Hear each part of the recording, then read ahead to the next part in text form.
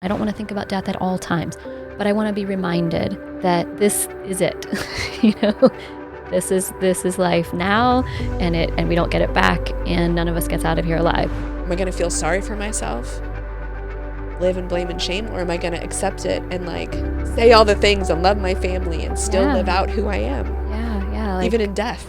Welcome to the Rethreading Lives podcast, where we talk about how to take your threads of harm and through the rethreaded process, transform them into something that actually helps you reach your potential. We'll talk with different leaders in our city and our country and find out what they're doing. You'll walk away from listening to this podcast with useful insights and captivating stories on how you yourself can rethread your life and your business. I'm Kristen Keen, and this is the Rethreading Lives podcast. Welcome to the Rethreading Lives podcast. I am so excited for our guest today. Our guest today is Kristen Lipinski, who has been a hospice nurse for how many years now? 19 years. Me and Kristen met a long time ago in college. We were both in the Wesley Foundation, and we were part of the choir that would go on a tour every Christmas and spring, go on a tour around to local churches. And honestly, I don't know why I've been thinking about this choir a lot, but we both went there. We were friends there, but nothing major. And then we reunited about 13 years ago on the Ultimate Frisbee field in Riverside. Yep. And we reconnected when I moved back here. And we've kind of been in and out of each other's lives the whole time.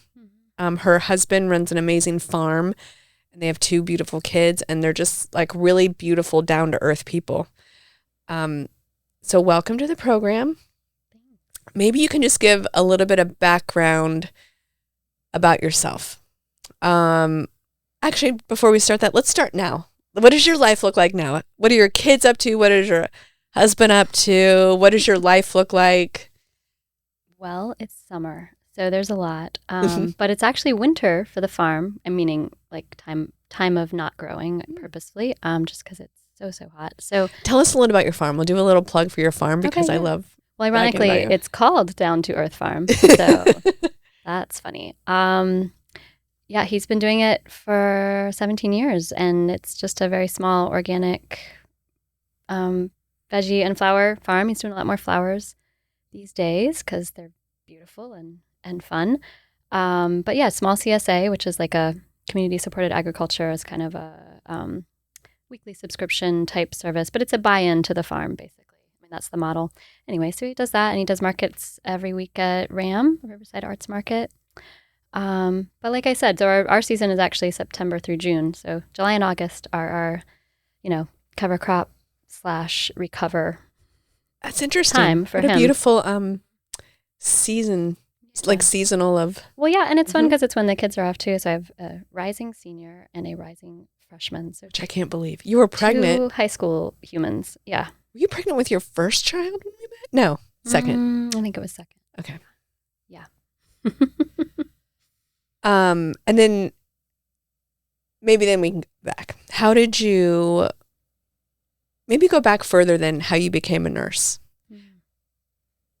Maybe you can talk a little bit about your childhood and kind of how it shaped you to prepare you to be a hospice nurse, and maybe take us a little bit on that journey, and then we'll go.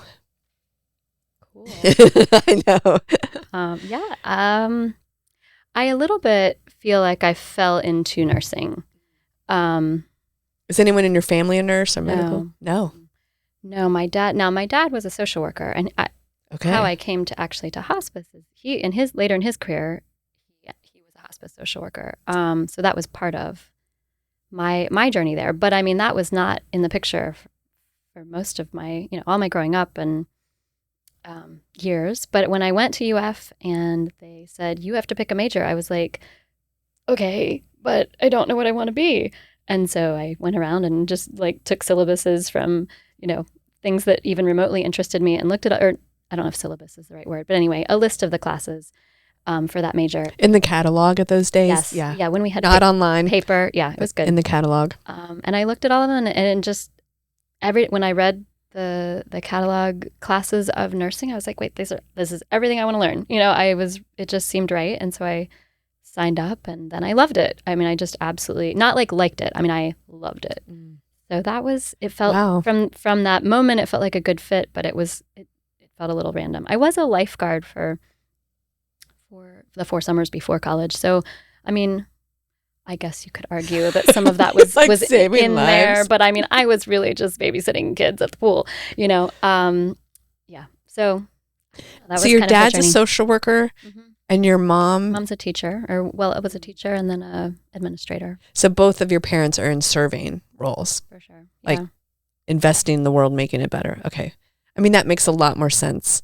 I mean, I just know people that are listening don't know you, but I know you and the intentionality which you live your life. So that makes a lot of sense. That was kind of... It was definitely modeled for me. I mean, you know, so yeah. I think that's why it felt so right. Because everyone was like, oh, why not be a doctor? And I was like, well, I think I don't want to be. I think I want to be a nurse because it seems more, you're just more with people. Not that doctors can't be, but there's so much responsibility and other stuff that they have to be on top of that ultimately, I just really, really enjoy sort of ministering to people, like being with people. And nursing is just one avenue. Obviously, you can do that in a million professions, but I enjoy that part of it. And so I now, as a hospice nurse, like it's such a larger percentage of that is kind of social worky in terms of, it's everything. Like we're working with the actual patient, but just as much with the family. And so it's a lot of obviously interpersonal and very sacred time, and having that role. I mean, like when you walk in, I show up at your house. Maybe you can give a little background for those of know what is hospice, what do you do? Just paint that picture what hospice is and who comes to hospice, who uses it, all that good stuff.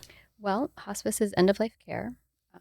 So it is under the umbrella of palliative care. So palliative is kind of the more, the less specific. So but you can have palliative care in anything that's going on. It would mean that you're treating symptoms. You're really trying to, especially if you have a lot of what they call comorbidities, so just multiple different illnesses or physical problems.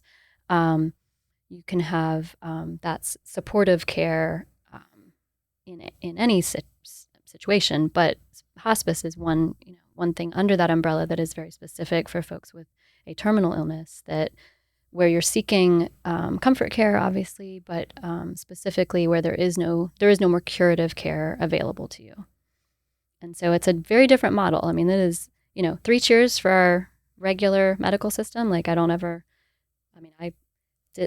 worked at St. Vincent's for a year, and I mean, there's a lot of beautiful things that happen because of modern medicine. But there, from my perspective, are also, quite a few things that are not ideal about that system, specifically for people facing these kinds of challenges, like end-of-life issues, end-of-life diagnoses. So do you have any background on why, like how hospice was started, why it was started? Is it just a USA thing, or is it I have a quote that I read when I fell into actual hospice nursing initially through a temp agency, which is so funny. But then also my dad worked there. So anyway, that's how I got to it. But Dame Cicely Saunders is kind of considered the founder of sort of the modern hospice movement. She's from Great Britain. She was a nurse, then a social worker, then a physician, and then a writer. I mean, she's kind of a busy lady. But this quote I'm going to read to you because it just guides everything for me. She said, "You matter because you are you, and you matter to the end of your life. We will do all we can, not only to help you die peacefully, but also to live until you die." And so I feel like, right, that summarizes why I do this work. I mean, I feel like it's why. I mean, what did you see? Did you see people that were not getting this and living this out, or this, like, why does that resonate with you? Especially that you were young. I was 24. Yeah. Like that. Yeah, I was young.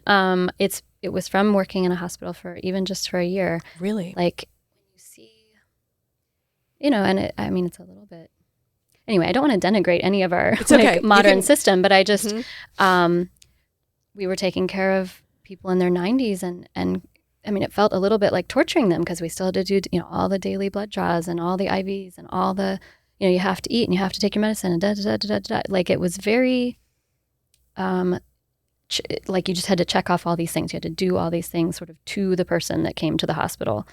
And when you're not, again, sometimes if that is going to help you get better, then it's absolutely worth it. Like it's worth it for you to get no sleep. It's worth it for you to be in chaos because that's just the environment of a hospital. But if you are not in a place to where those things, those interventions are going to increase your quality of life, then I personally would not want to be there. I would want to be home or at, the house of a friend or somewhere that is where I can have my own schedule and be surrounded by my own people and things. So, I mean, that's for me, place is a huge part of why hospice is so special. And especially as now we have, we work in long-term care facilities. We have liaisons in hospitals and those things. But the home care that I have always done, to me is it's just my favorite because it's such a gift to be invited into someone's home. Like it's very different. If you come to the hospital, we do to you and you do what we say ish. I mean, but at home, I mean, I am coming into your world and I am meeting your cat and I am, loving on your kids and your mom and so it is, it's really, really special and people just are incredible at welcoming you into their family. And it's an amazing role. It's a privilege to be in that role and to be accepted that way. So you are walking into people's homes and their most vulnerable time, the family's most vulnerable time. And at Rethreaded, we talk about going through hard things, right? Going through traumatic things. And I mean, I've seen it over and over again. Women go through hard things and through these 5 powers that we talk about over time, through many years, come out on the other side almost stronger. You're kind of meeting people like in the middle of their hardest thing, possibly. When you walk in, how do you hold? And we talk a lot about holding the paradoxes, right? The hard and the good in the same moment. How do you walk into this situation? And actually, maybe if you have how did you walk into it 19 years ago? And then what have you learned about walking into that situation now that you've been doing this for 19 years? I mean, I can remember my very first patient. You can. Of course. Or I should say, I remember I was not yet the nurse. I was temping at that time. But it was a woman that, came, and she was actually a hospital liaison. So she came to the hospital and sort of took over the care of this woman who was in her 90s and was dying. I mean, not imminently. I mean, I guess that's the thing to remember with hospice is that it used to be perceived more as like, literally your final days. And now it's much more of it's a care system, and it's a beautiful model of care when there are not curative things that are working for you anymore. And so that can be, 6 months, a year. I've had patients for 2 or 3 years, not often, but that, it's not the guideline is 6 to 12 months for a physician to say that, that's what we think would be most likely. But anyway, obviously it's life. So it's fluid and amazing. So I remember this woman just when the hospice nurse took over, I mean, the peace that like came over her and came into that room was palpable and I wanted it. I was like, that's what I want. So the peace in my life that came over the nurse and the patient and the family. The family. Yeah. So there's a woman, I like quotes a lot. So please quote away. We love it. So this woman, Alua Arthur, and I don't know her whole bio, but I heard her interviewed on another podcast, and she's a death doula, which I think is such an interesting term. If people don't know it, it's a birth doula is someone that helps a laboring woman to birth a child, and so a death doula is the same idea, but obviously on the other end of the life spectrum. So that is her job. But she was fascinating to listen to, because here's the quote that grabbed me. She asked, "What do I need to do to be at peace with myself so that I may live presently and die gracefully?" And for her, like, that's what her work is teaching her, is that, and for me too. I mean, I resonate with that, because it's, death is part of life, though our culture really does not, in my opinion, embrace that. I really think we live differently if we embrace that, or I live differently. It went from embracing that. Can you walk us through that a little bit, like how you've embraced death as a part of life and how that has kind of guided you and changed you? I mean, it's hard to answer even for myself, because it's just a sense, I guess, but it's, well, okay, so this other human being that I really enjoy reading and listening to, their name is Alok, and they said, from the perspective of death, all life is stand-up comedy. And for whatever reason, even though I don't know that I could fully explain why that grabs me, it does. And there's something in it. It's just that death, knowing that death is part of life, is instructive to life, like to living. It is, if it's just part, then I want to live well and I want to die well. Like we talk about, there's a kind of the concept of a good death, which clearly we don't get to decide, right?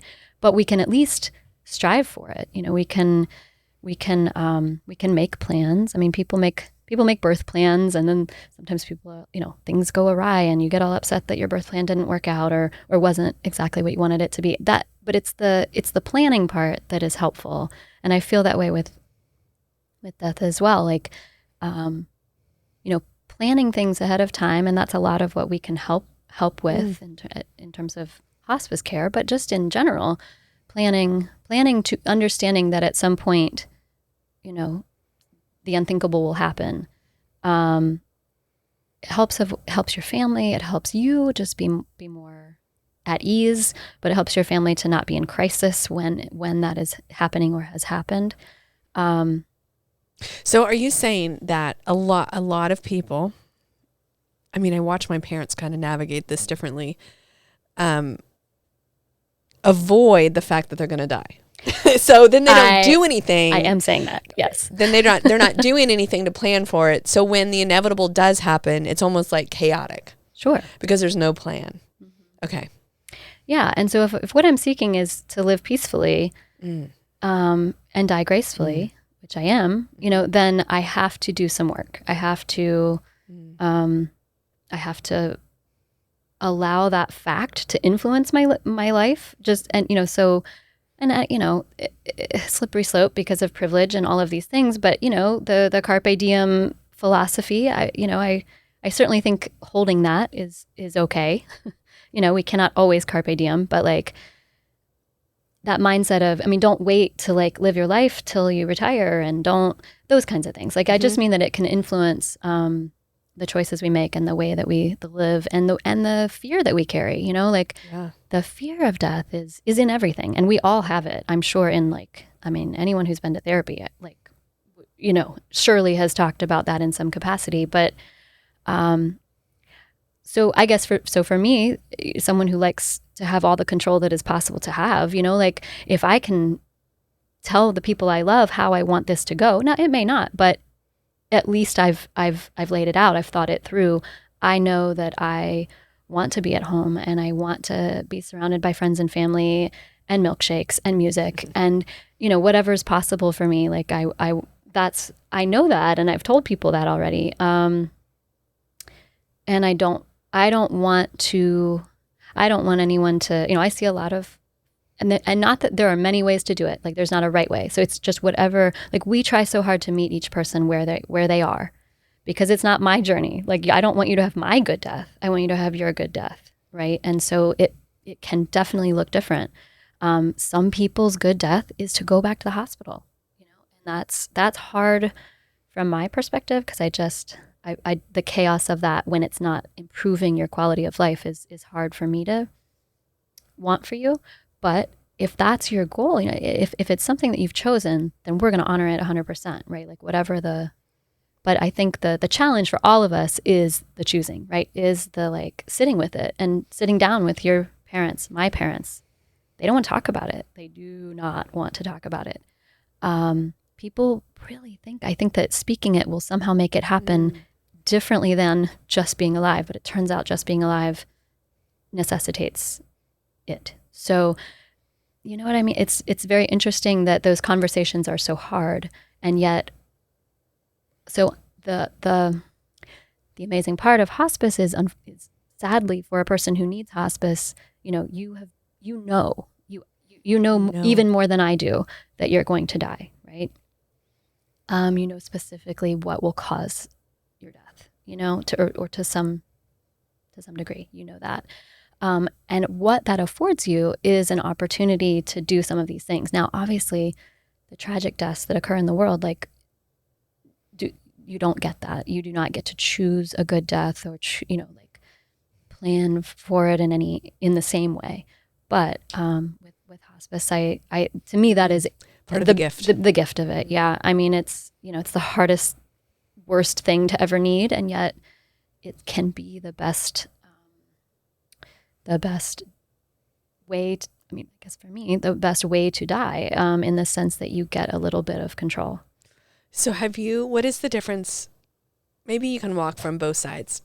Do you have a specific patient that you have been with that did not plan, did not accept? Part of what the Rethreaded process is openness, and that's the ability to be honest about what is with yourself, and to the ability to be vulnerable with others. And I'm assuming that this being with people in the transition to whatever's next, you see different levels of openness.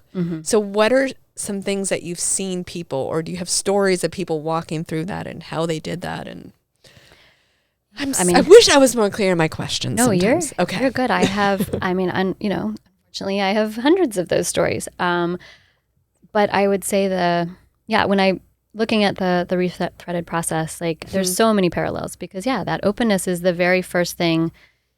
I mean, it's kind of what would allow you to come to hospice, because we only serve about 50% of people who die, or that could. I'm sorry, I should say that could come to hospice. We only get about 50% of those people, and because of just lots of reasons of wanting to not give up. It's a very common phrase. I think a lot of. I'm a big language person, so I don't ever think of it coming to hospice as giving up. I think there's a giving in, which is the same language as, acceptance of what is, but there is huge vulnerability in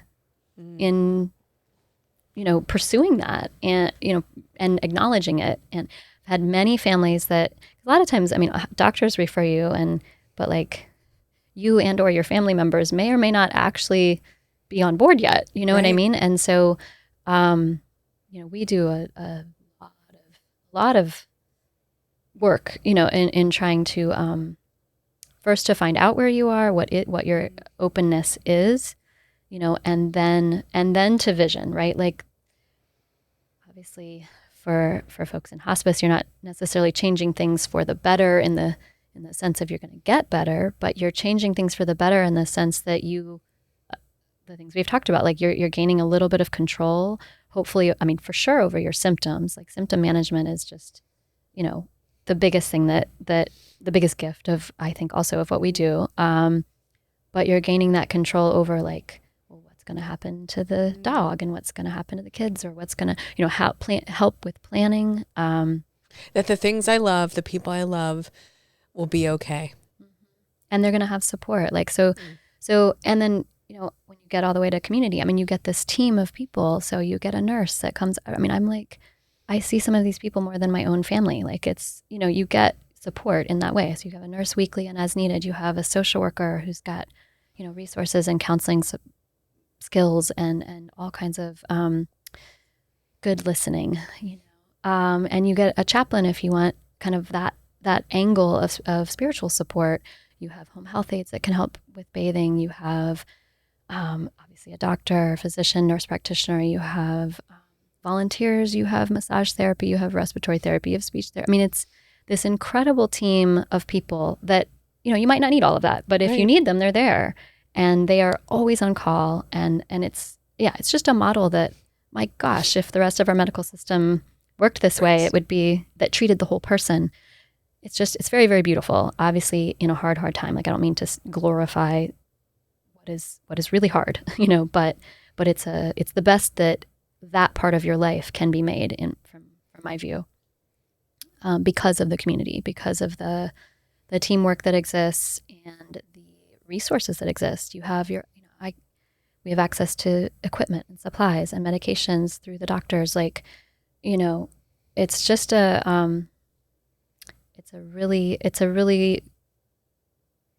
it's just a beautiful system that exists to support you at that time if you're open to it. But again, it comes back to the openness and it comes back to the vulnerability, because you are sort of admitting, right? You're admitting that you're going to die, which is always funny to me, because like it's hard to look back, right? It's hard to know, did I start there, or am I just there because I've been doing this for so long? But to me, that is like the minute you take a breath, like you accept that you're going to die.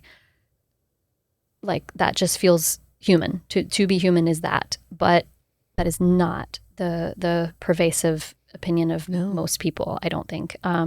Either because they never have needed or had to think about it, or because it's just too painful to think about, right? Like, those are the two things for sure that we see. So you were asking for kind of specific people, like walking through these hard things. I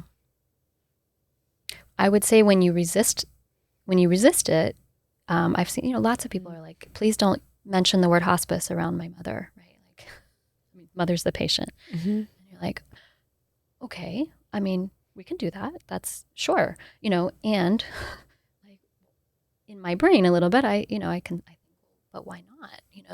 That deprives her of the opportunity to acknowledge something that's happening, right? And to process it. So again, the gift is time, potentially, to process things and to make the living you're doing better, the best it can be. Yeah.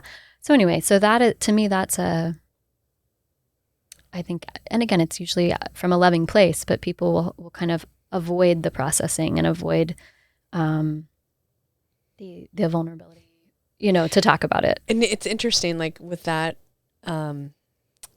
person's response about her mother. I mean, the question is she protecting herself or is she protecting her mom? I mean, like, I'm sure you see. I think it's both. But yes, I mean, and then obviously there's every dynamic of family interaction that you can envision in the world. So there's that too, which adds just extra layers of good times. But at the end, I mean, for me personally, the amazing vulnerability is like, I drive from the mansion to the trailer and then to the wherever. I mean, like, it is the most equalizing part of being human.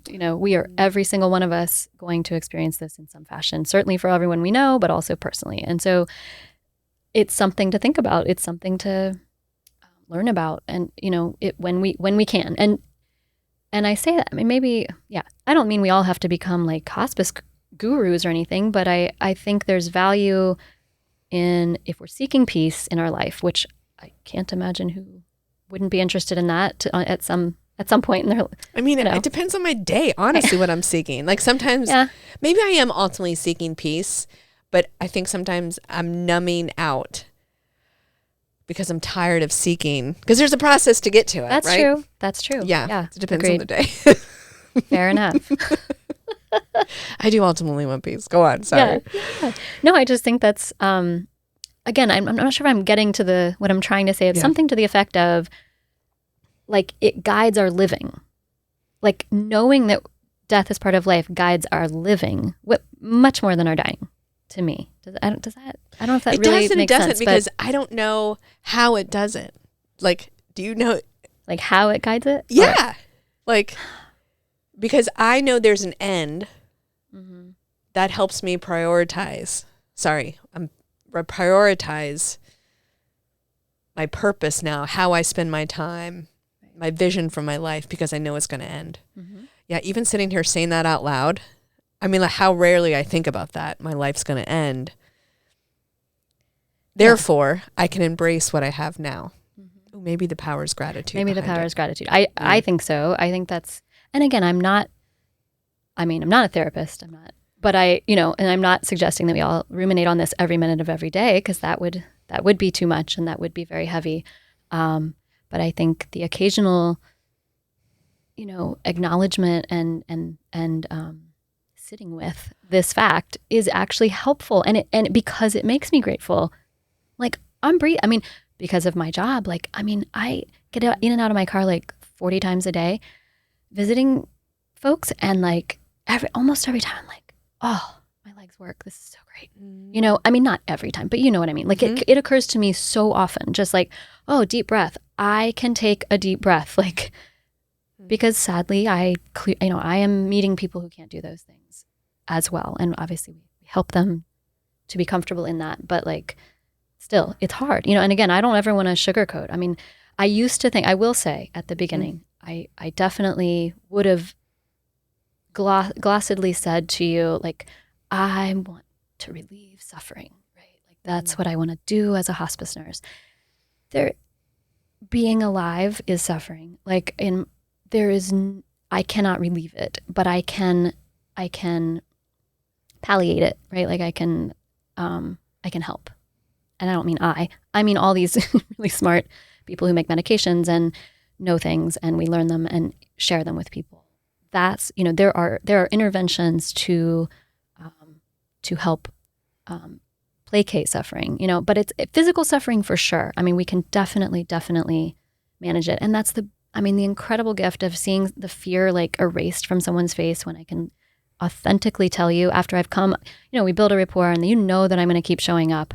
And I tell you, I've got you. We've got you. We know exactly what to do. What are you nervous about? Are you nervous about not being able to breathe? Here are the 3 things that we're going to do if anything like that happens. And just so there's beauty in relieving that fear, the physical stuff, but then the mental suffering, I guess, is more what I've learned a lot more about, to know that, okay, I'm not going to relieve everyone's mental suffering. But again, there's I am going to make a dent in it, right? If I show up, if you can depend on me. And I don't mean just me, obviously, the whole organization. But it is, in some ways it is you and your organization. I mean, it's both. I am who I am because I have all this behind me, right? That's, so it's the whole package. But so I lost my train. Sorry. No, because I feel I'm sitting here putting it into the rethreaded process. So we usually put the rethreading process in a sphere. Mm-hmm. So all these powers are around it. And ultimately you're engaged in the rethreaded process to increase your capacity to hold all the good and all the bad, right? Mm-hmm. So I feel like what you're doing is increasing people's capacity to hold all this good and all this bad. You're creating space for them to hold. Yeah, it's funny because when you first asked me to come and talk, I was like, well, but I don't know, see the overlap. And then I looked at it for 10 minutes and I was like, oh, it's the same thing. It's the same thing. We're doing the same thing. I think again, it's just human. There's so many overlaps for all the, doing hard things. I mean, dying is a hard thing. Birthing is a hard thing. I sometimes talk about that, it's the physical part of it. Sometimes there's work and I'm saying unfortunately at the very end of someone's life, there's sometimes a little work that your body has to do to get there. Same as being born, and it's just those universal truths that help me to deal with it and help me to help others deal with it, But yes, it's very much this, the process is what I love, because it's how we relieve suffering ultimately, at least in some capacity, Yeah. Because, that's another thing that I've been thinking a lot about is is the acceptance piece, right? Mm-hmm. And there's kind of an acceptance is life is hard. I think I'm kind of at that point when it's oh yeah, life is hard. And that's okay. That's okay. Right. It's just part of the deal. Well, because wanting it to be different is not It's sane. not acceptance. It doesn't, it's not helpful, because then you're fighting it. against what is. And that's, I guess what therapy would point Fighting to. against what is. Yeah. I mean, my experience with hospice is, this might make me cry, is my Aunt Mary, who is precious. She was my favorite. No, but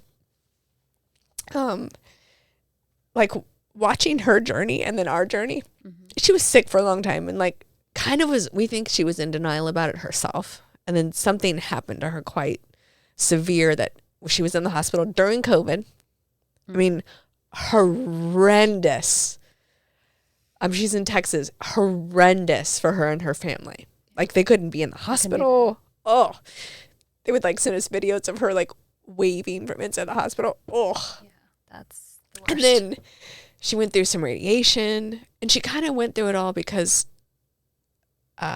she did it for the family. I don't think she really wanted it.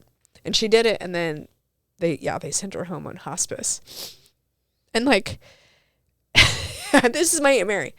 Aunt Mary makes everyone around her feel like their favorite. Okay? Everyone around her, I mean, if I would ask her who her favorite niece was, I'd be like, duh, me. You don't need to ask, yeah. Yeah, because me. But all the nieces and nephews, her own children would say that.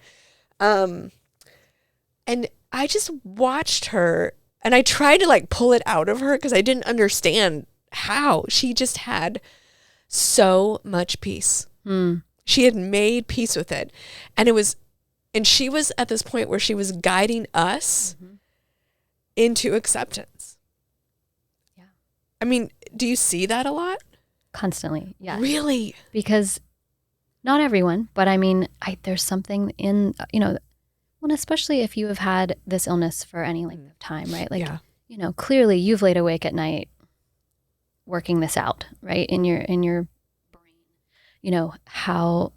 what you would want or how you want it to look and how you don't want it, and how you're angry and you're denying and all the cycle of grief. Like you've been on that journey for maybe years, through a terminal illness. And I think you have to be that guide for your family, because most of us on a daily basis, I can't walk around like actually holding the fact that everyone I love is going to die. Like that's no good, And so, sometimes we don't face it till we have to, and that's okay. And then, but they've already done some of that work, I guess is what I would say. So how do you, I'll just tell you one more story. This is my most favorite moment ever. We all so my whole family went out. They lived in a, long story, but they had been retired for like 30 years and like lived in a trailer and like traveled all over the country. Basically, they went around, and they ended up not traveling the country. They just went and served their family members wherever they were. And they actually didn't go that many places at all. They just stuck close to family. And we all got turns by ourselves without Mary in the trailer. And it was my turn. And I'm like, bawling. I'm emotional today already. Okay. Yeah. And I was crying and just speaking life to her. I was like, thank you and all this stuff. And then she goes, do you need a snuggle? She was like 45 years old. You're like, and she's on the bed. And I was like, of course I do. Yes. And she like scooted over and like we snuggled. It was so sweet. It's like my favorite moment. Yeah. It was so good. Really but beautiful. Her capacity to like do that was just incredible. Well, because I think she was doing this process. She was doing the process. Like a lot. Yeah. Only because she had to, right? It's, people are like, how do you do what you do? Or how do they do what they do? It's like, well, because somebody has to, period. That's the only reason. That's what it is. And so, the beautiful parts are when the person is able to kind of do that work for themselves, and then they're giving it to their family. Like, and it doesn't have, not everybody can do that. People are in lots of different spots, but Yeah, it's such a gift when the person who is dying can, like, I don't want to say console, but I guess console. Yeah, console everyone else to help them understand it really is okay. Which is just only because it has to be, you know? Right. And there's peace in that, which is just still also so strange. Like the giving, not giving up, but giving in. Giving in. Yeah. This is it. This is it. Because when you, I mean, the only reason to do that, you know, is that if you don't, I mean, I like constantly we see folks that, you know, I'm not going to give up. I'm not going to take that medicine. Well, then you are going to hurt. And that's not fun for anyone to watch. It's certainly not fun for you to have to experience, but like, you know, they'll just get addicted and they don't want to, you know, there's just things that come up frequently. And I understand that. I mean, and so we have we have those hard conversations. Like that's what we do. You know, we take each of those opportunities to, you know, peel back the layers and talk about, you know, why it's different when your body has, you know, this kind of pain, you know, and why it's different at the end of life than it is at other times, you know. So anyway, it's those opportunities for those hard conversations, I think too, that really makes the job new every day. Well, Very exciting. I'm just thinking like of, you know, my family dynamics, right? Me and my family sometimes have a hard time having the hard conversations. At work, if you want a healthy work environment, you have to have the hard conversations. We just had one today. And like, it's almost like when you're in hospice, it's almost, I guess it doesn't have to, but it almost forces it, right? You have to have these hard conversations. I mean, it's probably half of your job is to guide the hard conversations. I think that's, yeah, probably half. Yeah. Well, and even in families that are, I mean, accepting and open, like still it's such a gift. I mean, I'm thinking of a friend that I was with, and, you know, it is such a gift to move past the humor stage of coping, right? Like, because that's, you know, a lot of times we cope with humor, and then to say, but okay, and also P.S., like this is a really sacred time.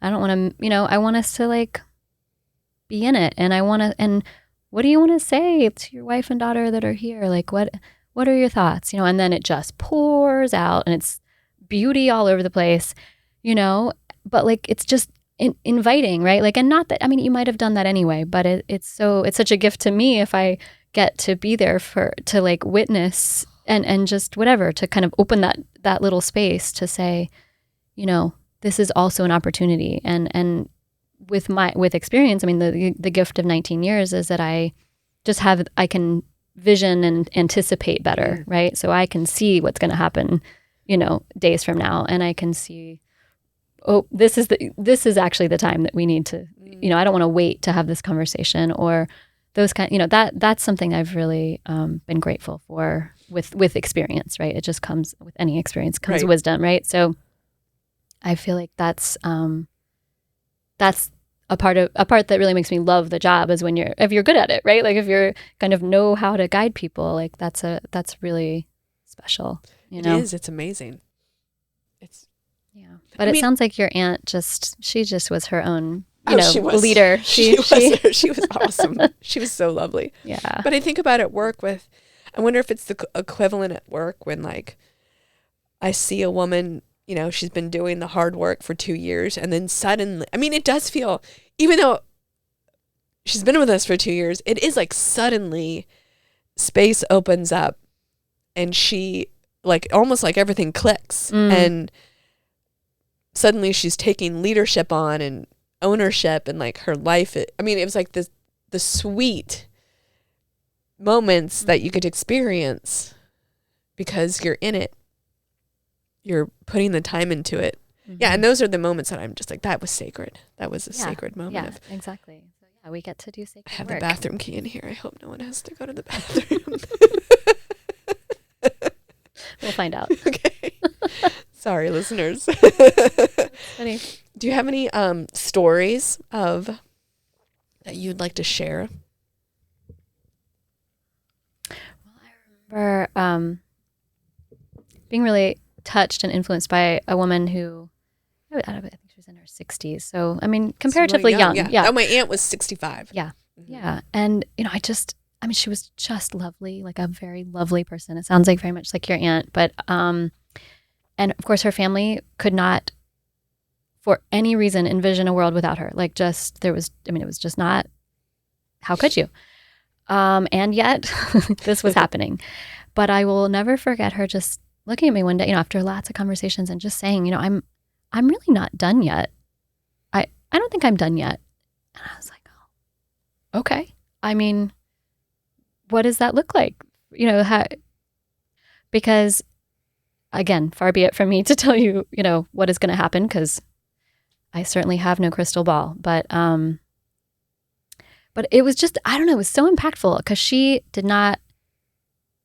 still felt alive. I mean, she still felt alive in the sense that there were things she wanted to accomplish and do with her life. And, and is sad. I mean, it's just, I don't know. I think maybe someone listening would be like, this is the saddest story ever. But to me, that's uplifting.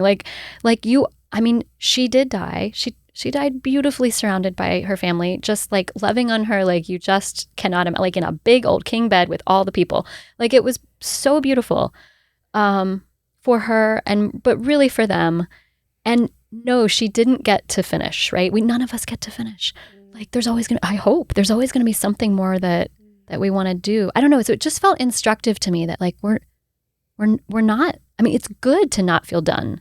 Now, I mean, if you are 106 years old, by all means, feel free to feel done. But maybe you don't. Maybe not. Yeah, I had a 103-year-old.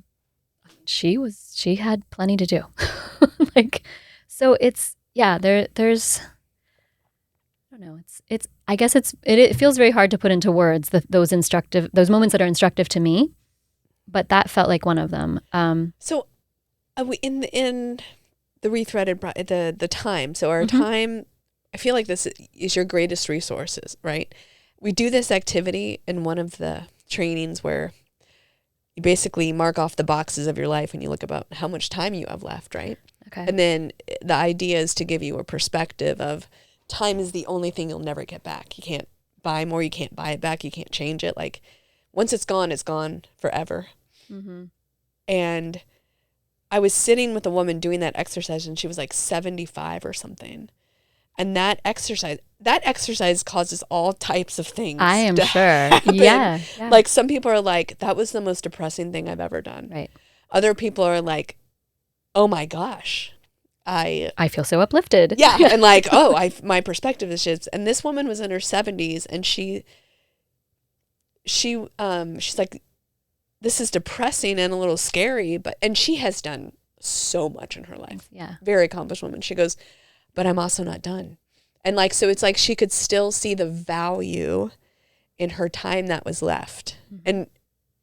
And she's like, there's still space for me to live out my purpose. Mm-hmm. Even if it's this time, right? Right. It might be a week. I mean, we don't know, but yeah, for sure. And I wonder if facing your own death does that to you. Mm.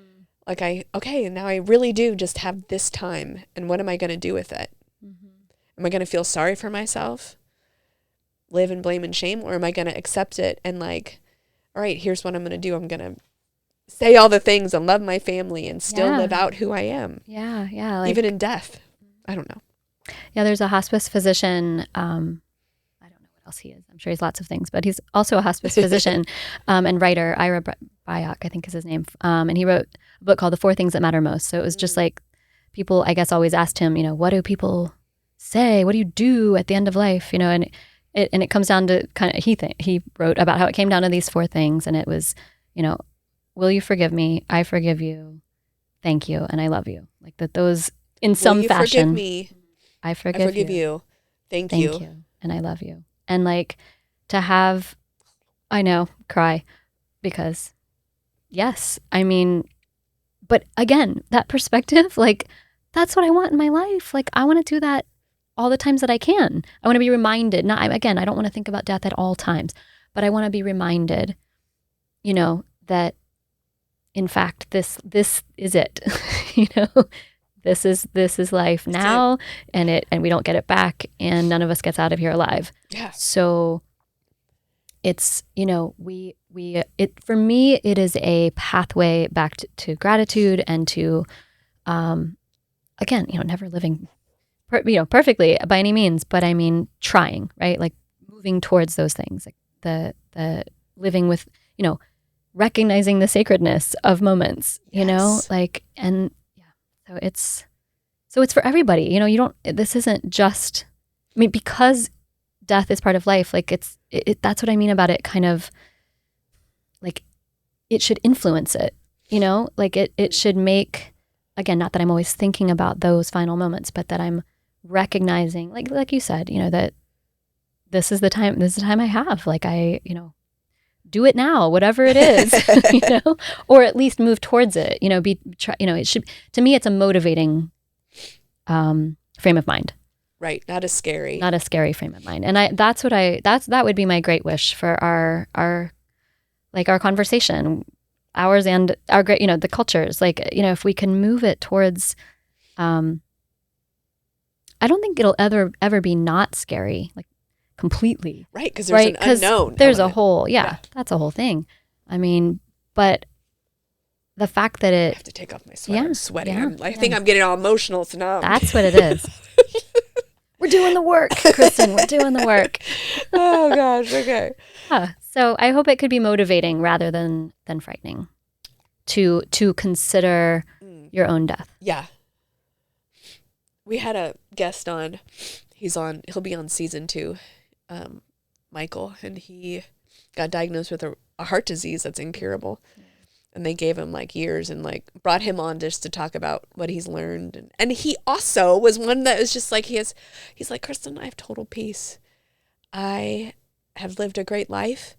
And the things that I would say that the things in his life is like, he reconciled with all his children, everything. Thank you. I love you.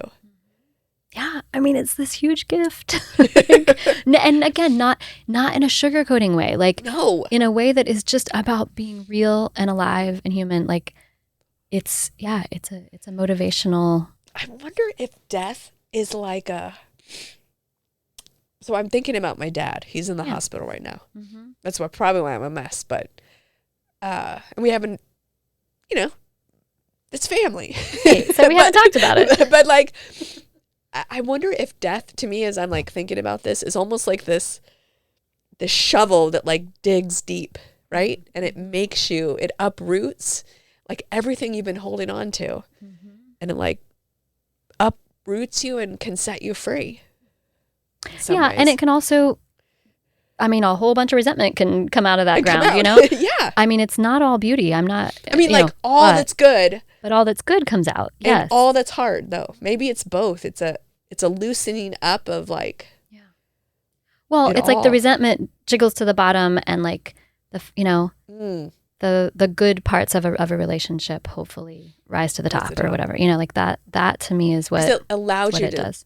Maybe, but you're right. I'm sure everything rises, but as I'm sitting here thinking about my dad in the hospital, like the resentment, it settles a little bit. Yeah. It's like forgiven. Mm-hmm. Yeah. Yeah. Yeah. And there's, again, I mean, wish I could have known that 20 years ago. The hospice sort of experience is separate from more acute situations. Yeah. I mean, I don't want to pretend to be a guru of all those things, but, but again, just, I mean, we all fear our loved ones dying. Like there's, I mean, I feel like that's a universal situation.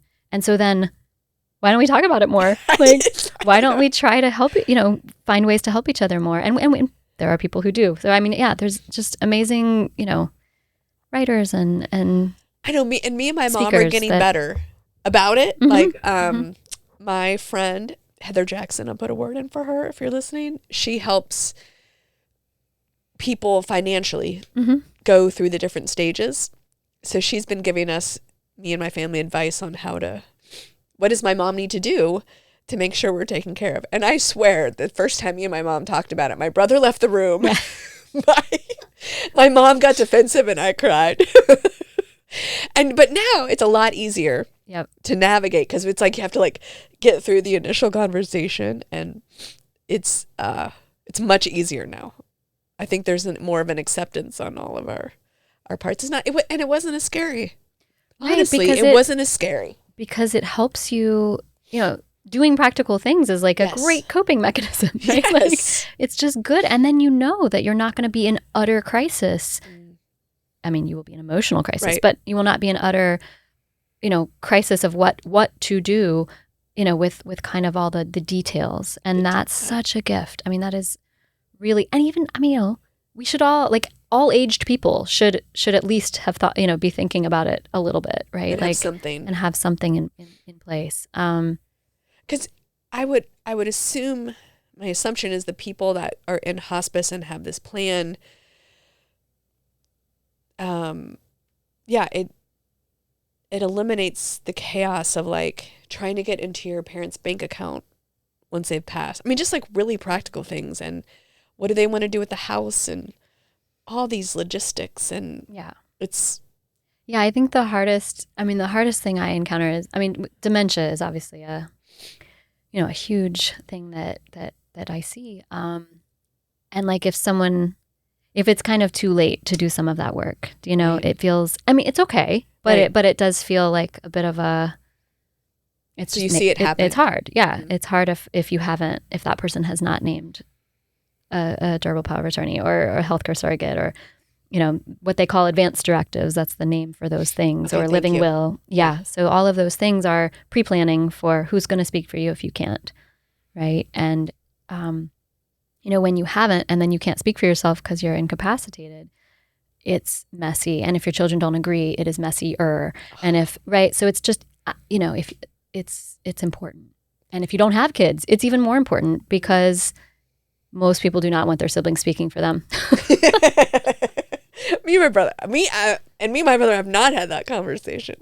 No, nor have my sister and I, but I have a healthcare surrogate and a power of attorney. So yeah. I don't think, it's probably my mom. Yeah. It's still my mom. Yeah. Yeah, because I don't have kiddos. Yeah.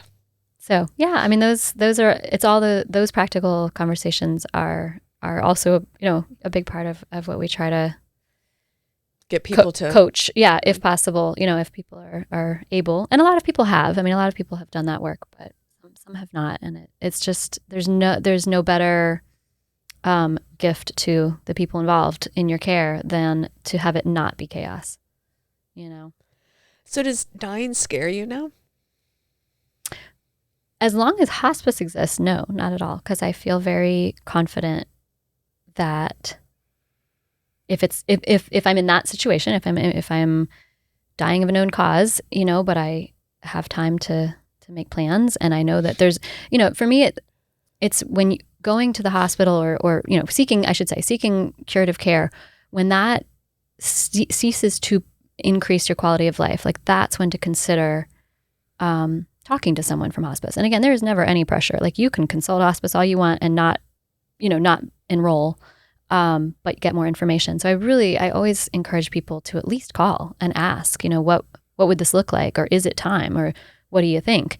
Because it's just really, to me, it seems very helpful to have that information, but to be open to it. Yes, to be open, and it's vulnerable. It's vulnerable. Yeah. Like, could you come over and talk to me about enrolling in hospice? That's a big deal. Like, for sure, that is a huge decision. And it's not what we want, but neither is dying, and yet here we are. It's that you're trying to vision what could be better, right? And what could be better is doing it mindfully, right? Or at least trying intentionally. On purpose. Exactly. Yeah. Exactly. So for me, I don't think that I fear death. Now, I am sure clearly there's some base human situation, but if I feel like I can call hospice in, I'm the dying part. The dying, yeah.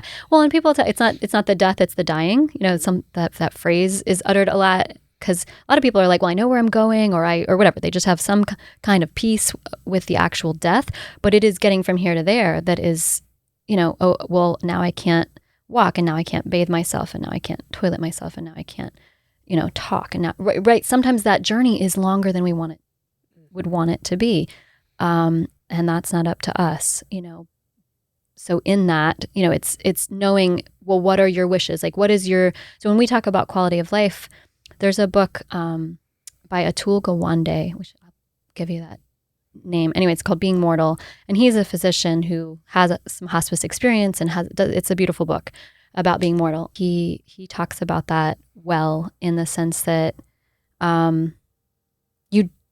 even physicians like can barely imagine, all those things, like the losses that you grieve, as you, like, if your dying is not sudden, then it can sometimes be prolonged. But making choices about, this is what it was, your quality of life.